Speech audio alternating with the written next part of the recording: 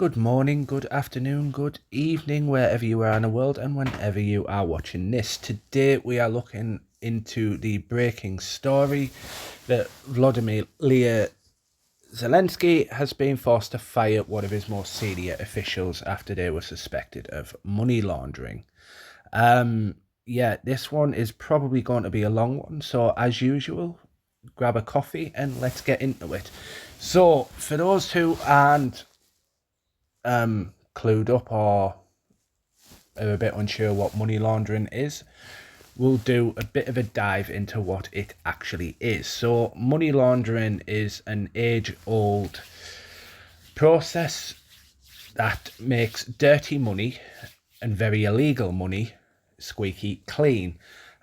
So, what it basically is, in layman's terms, is revenue generated from criminal activities like drug trafficking, corruption, fraud, or terrorism appear to come from a legitimate source. So by disguising the origin of the funds, criminals can safely use the money without attracting too much attention and getting their collar felt. So money laundering is typically a three-step process that's been broken down by law enforcement. So your placement is the initial stage where you have your illicit cash in whatever sum it is that is then introduced into legitimate financial system. Criminals might deposit the cash into bank accounts in small amounts or use it to purchase high value assets, which are then quickly sell off to gain a profit. Then you have the second process, which is layering. So what this involves is moving the funds around through a complex series of transactions, wire transfers or shell companies. Shell companies I'll go into a little bit more as well.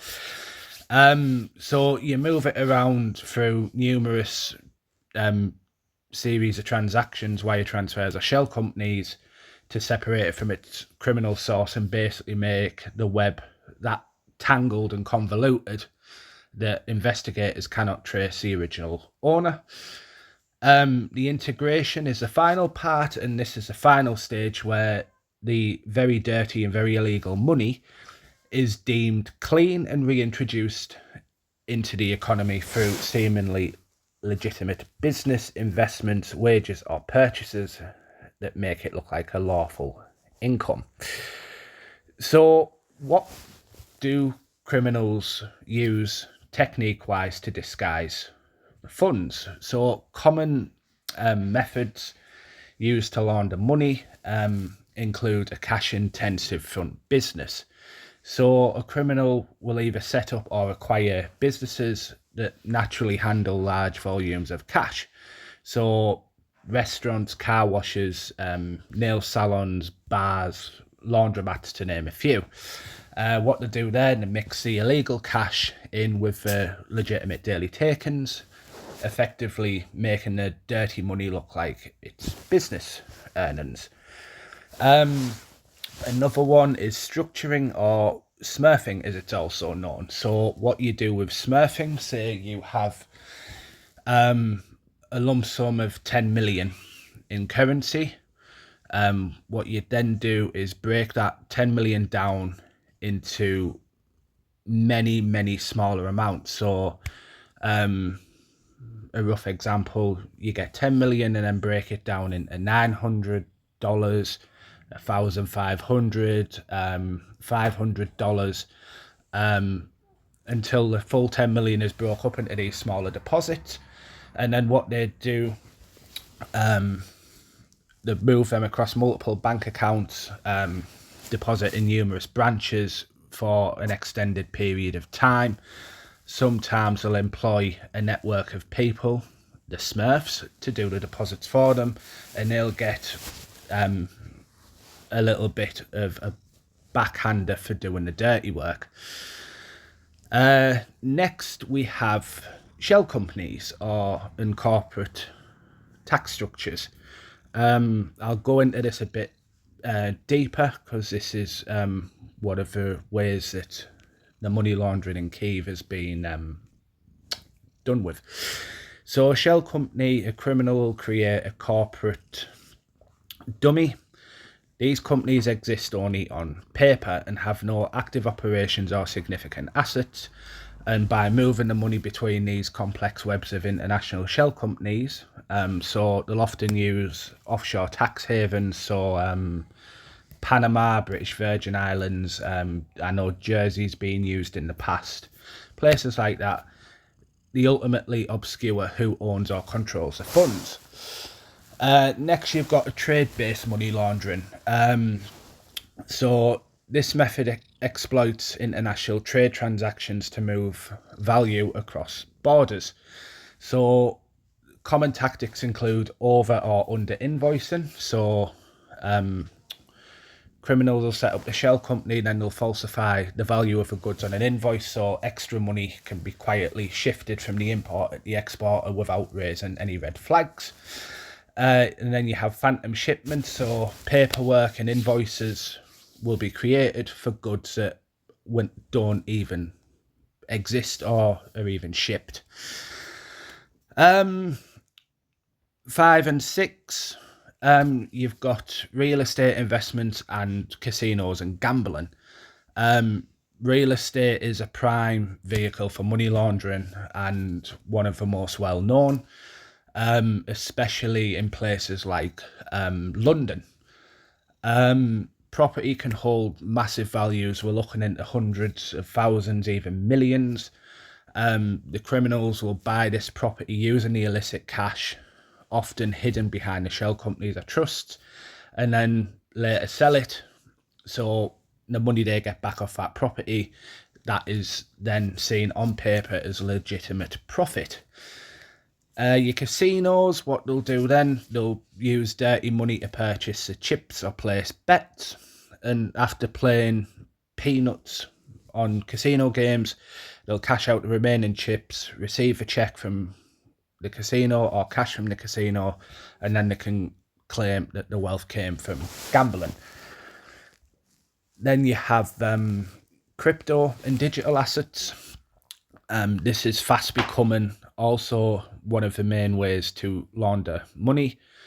So put it into Bitcoin and place it in things like that. And then because it's anonymous, that can be used to break the chain and then ultimately obscure who actually owns the money. Next, you've got money muling. So the criminals will recruit unwitting individuals or make them do it forcefully. They'll move money into their personal bank accounts. The mules will receive the illicit transfers, and then they're instructed to withdraw the cash, put it into crypto or wire it elsewhere. Sometimes they'll get a small commission for shielding the criminal's identity. So shell companies, I'm going to go into a bit what these are like and how they work, and then give a real world example so we're a bit more clued up on what's been going on in Kyiv. So a shell company is actually a legal business entity. Not all shell companies are used for illicit purposes or nefarious purposes. Say if you have a strictly online business and you want somewhere to send your mail to, stuff like that. There's addresses, especially in London. I think there's one in Covent Garden where there's a building in Covent Garden where it's got 85,000 companies registered to it. Now, I'm not saying all of these are illegal or nefarious, but shell companies are well known to be used for illegal and nefarious purposes. So a shell company, like I said, it's a legal business entity. It has no active operations, no significant assets, or ongoing business trade. So like I say, if you've got a legitimate online business and you need somewhere as like a brick and mortar address for mail, etc., without paying overheads for a factory or anything like that, then you'd use a shell company. Shell companies do serve for several legitimate purposes. So they can be used for mergers and acquisitions. So they're used as a vehicle to facilitate corporate takeovers and mergers without disrupting daily operations of businesses that are getting taken over. They can be used as startup capital and IPOs, so special purpose acquisition companies are a type of shell company created specifically to pool funds and take private companies public. They can also be used for asset protection, so businesses and individuals may use them to hold real estate, patents or intellectual property separately from their operational liabilities. And international businesses, especially if they're expanding globally, often set up a holding shell company in a neutral jurisdiction to simplify cross-border transactions and currency management. So the risks and the illegitimate uses are as follows: money laundering, which we've explained, tax evasion and fraud. So because they mask the identities of the ultimate beneficial owners, they create such a convoluted web that investigators basically go round and round in circles, and they can't actually find the actual beneficial owner. So shell companies are used for money laundering because it creates an iron curtain of anonymity between the illegal funds and the true owners. So how this would work, they create a web of entities. So criminals will set up a chain of shell companies across multiple jurisdictions, like I've mentioned, British Virgin Islands, Panama, even Jersey's being used. So they'll set multiple of these companies up. They'll use fake invoicing, so trade-based laundering. So what will happen there is shell company A sells services and goods to shell company B at massively inflated prices. The illicit cash is then wired as a payment, transforming the criminal proceeds into legitimate looking corporate revenue. They also used as something called a loan back scheme. So a shell company issues a loan, in quotes, to a criminal or legitimate business that they own. The loan is eventually paid back with interest using the illicit funds, and then masking the dirty money in the process as standard corporate loan repayments. And a shell company can obscure ownership.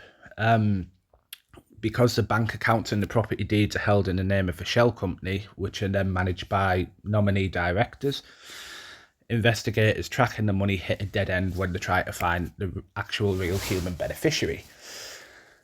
So a real world example of the money laundering and shell companies is a 230 million tax fraud scheme uncovered by Russian auditor and lawyer Sergei Magnitsky. So the placement, also known as a theft, corrupt officials and organised criminals stole corporate identities of investment firm Hermitage Capital subsidiaries and used them to fraudulently claim a £230 million tax refund from the Russian government. Sorry, that should have been dollars. So the shell company then comes in, because this now layers the funds, because once the Russian treasury paid out the 230 million, the cash was immediately transferred into an obscure savings bank and then funneled through a web of international shell companies spanning Cyprus, Moldova and British Virgin Islands to erase the paper trail. Then the integration happened.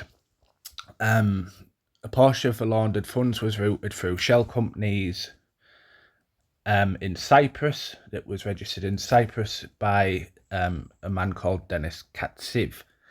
They then used that money to buy luxury real estate and commercial properties in Manhattan, New York. So we now know how money laundering and shell companies work.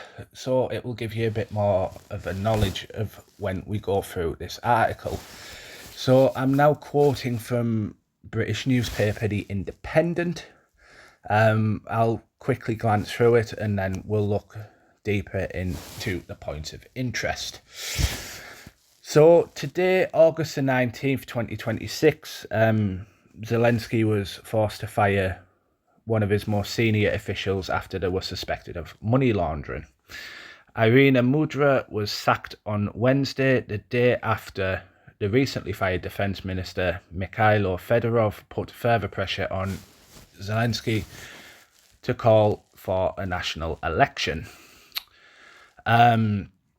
Corruption investigators at the minute have not given much away about the ongoing probe, which is working to expose a criminal organisation allegedly involving senior officials from the presidential office and others.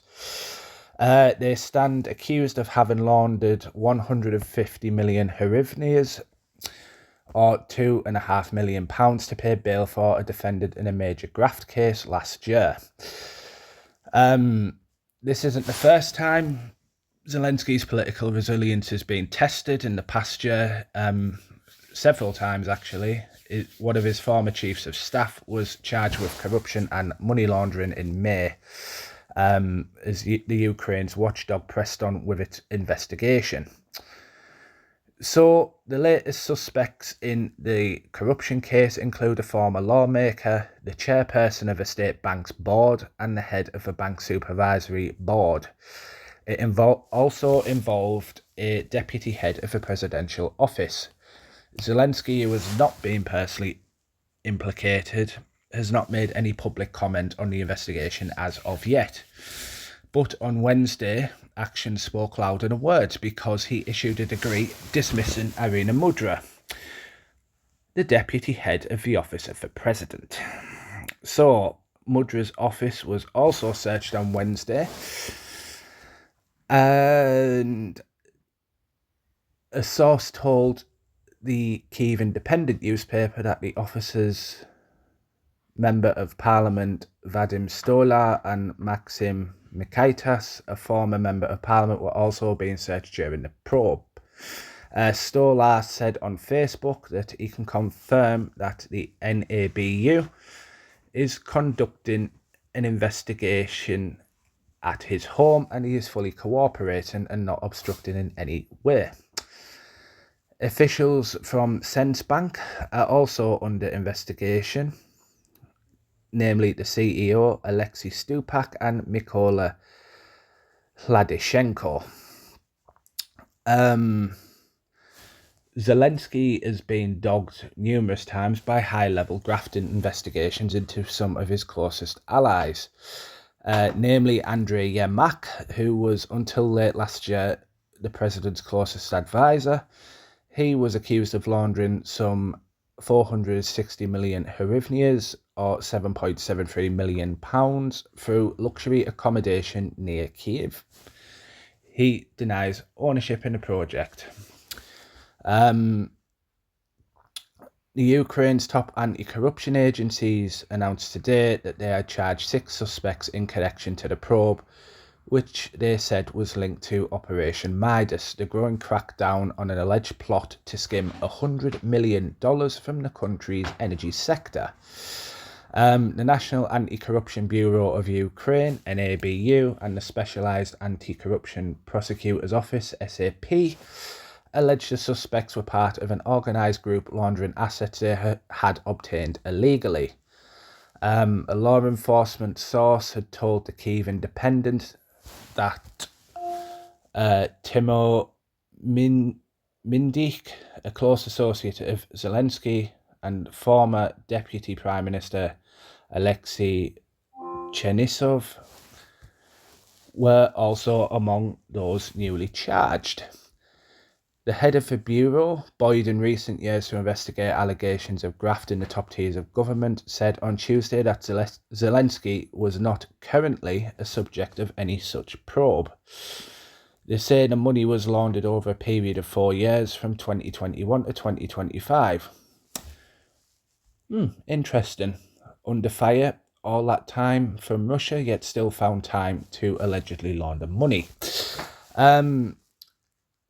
This was laundered through a cottage complex in Kozin, a settlement of 3,500 people just south of Kyiv. A source told the Kyiv Independent the suspects in the case allegedly gave money to Chernyshov, the former deputy PM, for the construction of the homes in Kozin. One of the houses is said to have been financed through Energo Atom, sorry if that's pronounced wrong, was meant for Yermak. So, what is Operation Midas? Your mobile device has lost connection to the internet. Please try again a bit later. Sorry for that. The watchdogs said Yermak's charges relate to Midas, an investigation into an alleged $100 million or £74 million corruption scandal surrounding Energoatom, a public energy company and largest producer of electricity in the Ukraine.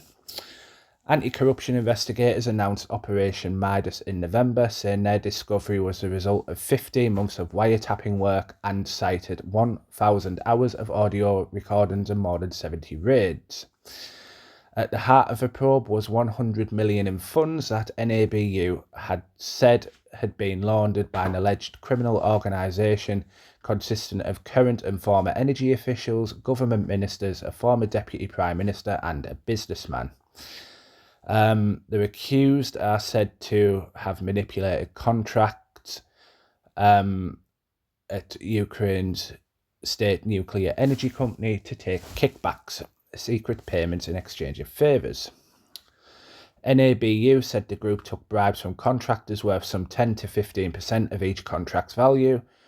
Crucially, and this is an interesting one, some of these contracts were handed out to build up fortifications against Russian attacks on energy infrastructure.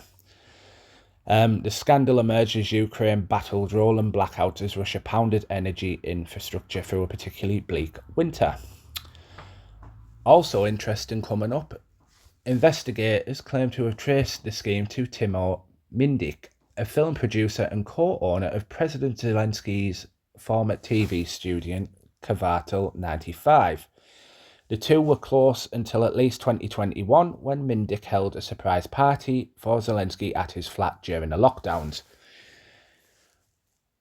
Unsurprisingly, Mindik fled Ukraine in the night of 10th of November 2025, just before NABU forces raided his home. The question that should be asked there, how did Mindik know his house was getting raided? Who let him know, and when did they let him know? Prosecutors also claim that Rustem Umerov, a former defence minister, was pressured to buy cheaply made Chinese bulletproof vests at extortionate rates. He has not yet been charged and has denied wrongdoing, saying the contract was terminated due to the product's failure to meet requirements. Was it terminated due to not meeting requirements, or terminated because he knew the game was soon going to be up? Umerov remains heavily involved in Ukraine's dialogues with the United States aimed at ending the war in Russia. German Gulashenko, who led the Energy Department from 2021 until 2025, was detained by border guards in February as he tried to leave the country on a train. Again, a few more questions there. Investigators said the charges related to an alleged scheme involving offshore companies benefiting his relatives. Gulashenko, also known as Herman Hulashenko, has denied wrongdoing.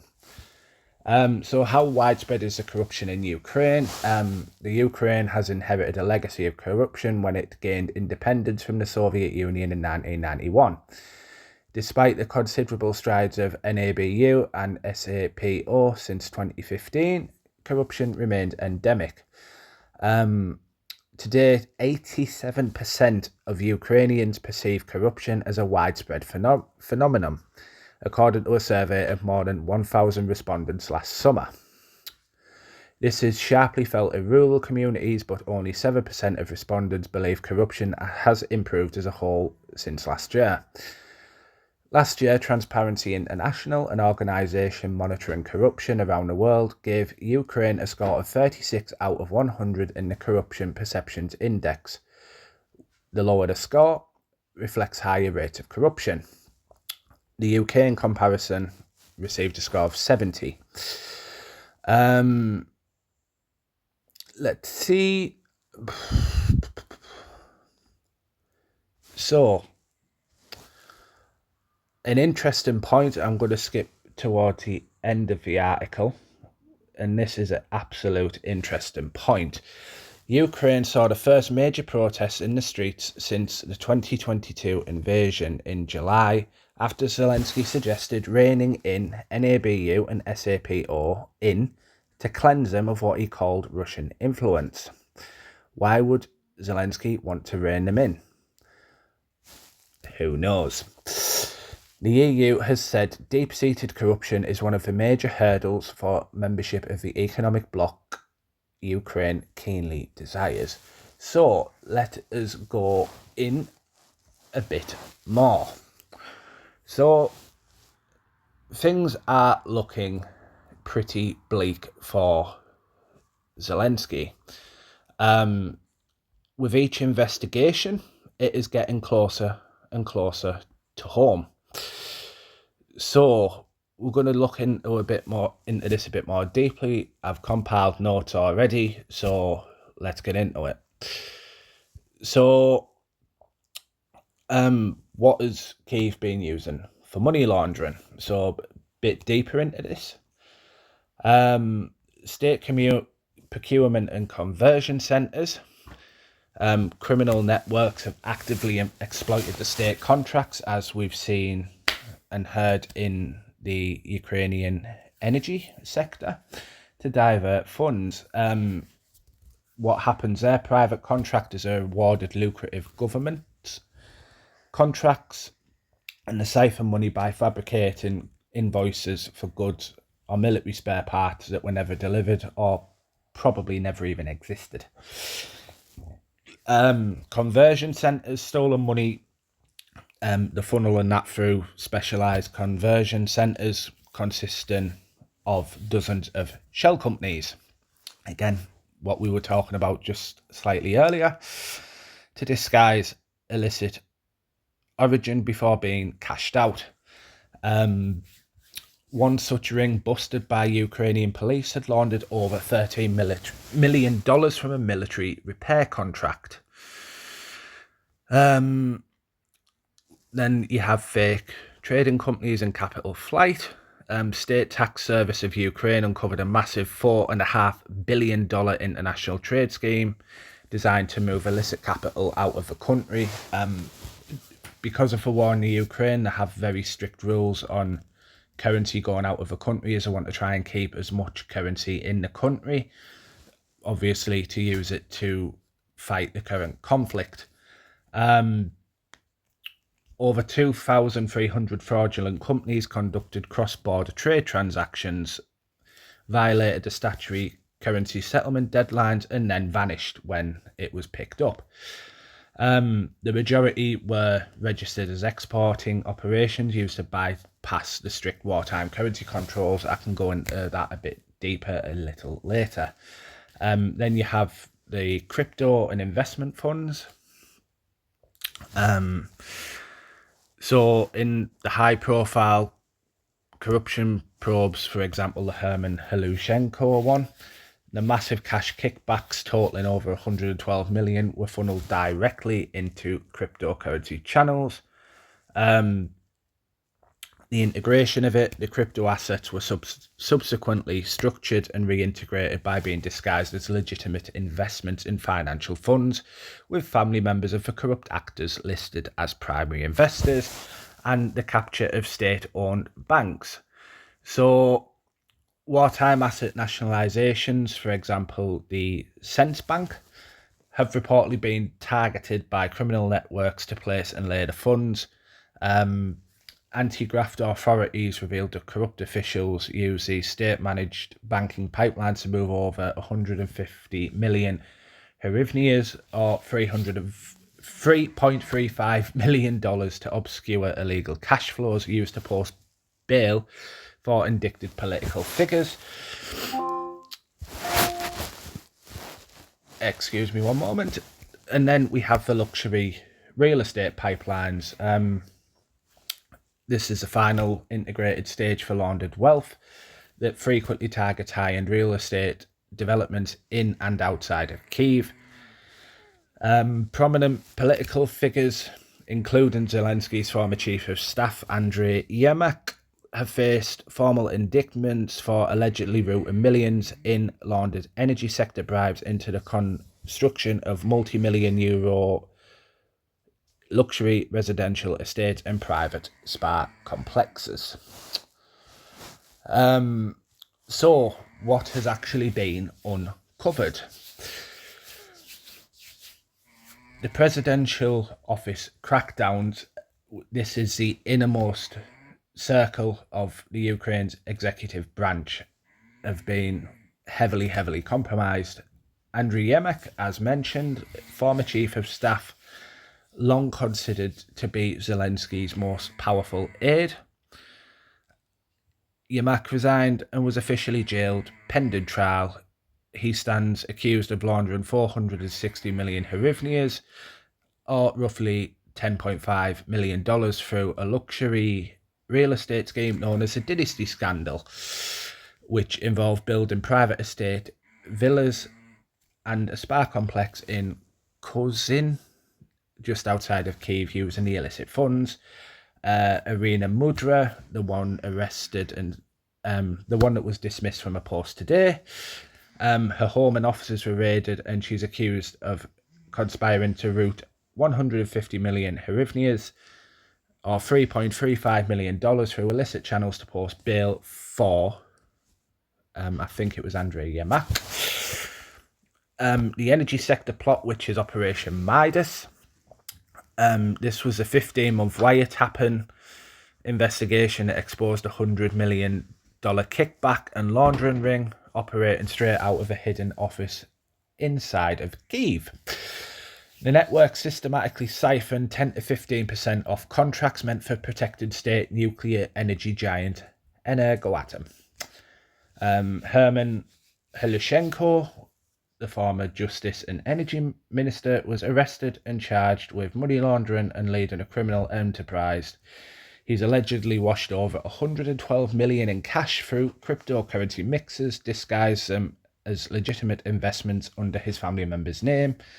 Svetlana Grinchuk, a former energy minister, was forced to resign alongside Helushenko as part of the sweeping political fallout.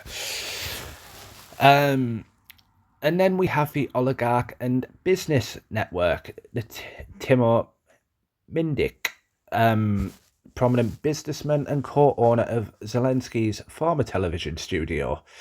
Mindik was named as a principal mastermind behind the energy siphoning rings and reportedly fled the country.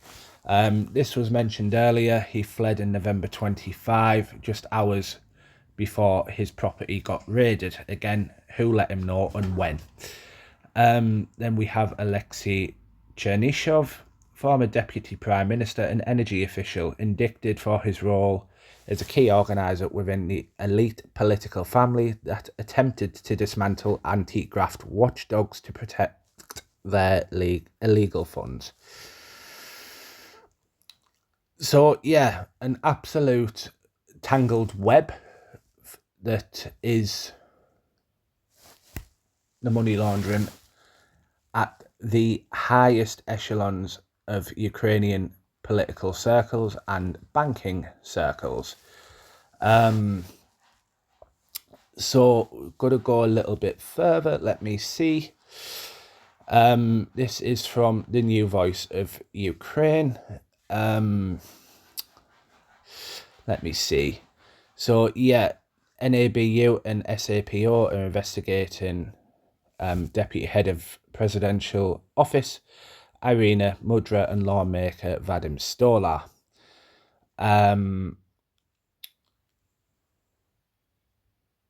So Mudra was charged. He's been jailed, and Mudra, his bail was set at 3.6, and Mudra was trying to launder the money to get to his bail.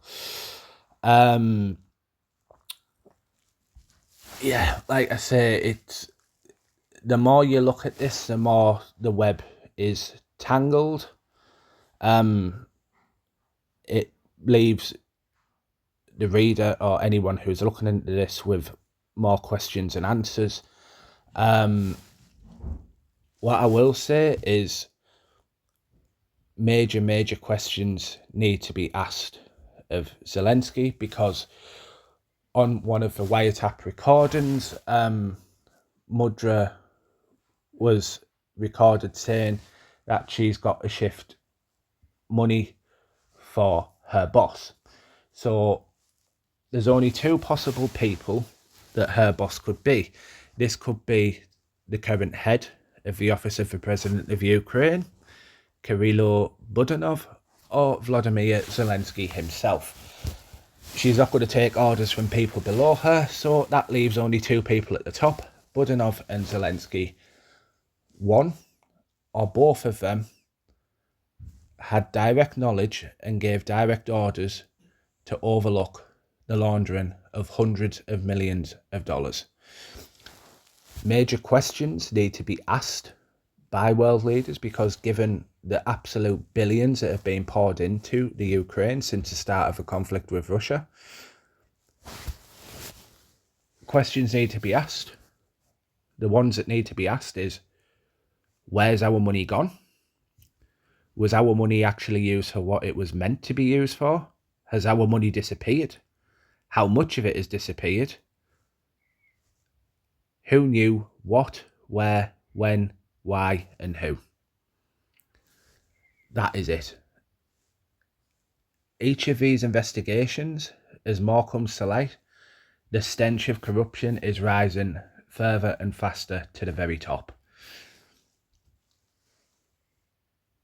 The thing is, Zelensky is being painted as the cherub of the world that can do no wrong. These figures, $3.3 million here, $10 million there, I'm sorry, but this is the very, very small tip of an extremely large iceberg. And I would bet my house, my bank account, the figures won't stop there. I'd say the more this is looked into, the more this is investigated, I think the figures that is actually going to be siphoned off, laundered, sent round the world and back again, from dirty money to squeaky clean money, is probably going to go into the hundreds of millions, if not billions. This isn't a rogue, low-level politician that's seen an opportunity to skim a couple of hundred off the village fete donations for a new flower arrangement. This is the highest echelons of Ukrainian political circles and the highest echelons of Ukrainian financial services directly, allegedly, involved in money laundering. I'm sorry, but if your deputy head of office is money laundering, this is going to go a lot further than just a deputy head. This isn't going to be a one-man band. There's going to be people who are getting kickbacks to either look the other way or to keep quiet. The web will go further. The web will probably go higher. And I'm sorry, but Zelensky is either an idiot who didn't know what was happening, he chose to look the other way, or he overseen it. Like the story said, he's currently not under any probe. Innocent until proven guilty. But I'm sorry, if people that close to you are laundering such sums of money, you're either choosing to look the other way, you're not very good with your finances, or you're directly involved. And this isn't delving into tinfoil hat territory. This is just how money laundering works. Who knows? And I'm sure as time goes on, more and more will come out of this. And like I said, I would bet everything I have that the figures from this, once it's fully investigated, will reach into the hundreds of millions, if not billions. And questions need to be asked. World leaders, especially the ones who have poured billions into the Ukraine during the conflict with Russia, have been very quiet on this. Zelensky's not said a word as of yet. The questions need to be asked, and I'd go even further to say investigations need to be independent. They need to be from outside the Ukraine. And you know what? Like I say, I don't even think we've even scratched the surface yet. Very small tip of a very large iceberg. So with that is me done. Hopefully you found it informative and whatever. Until the next one, goodbye.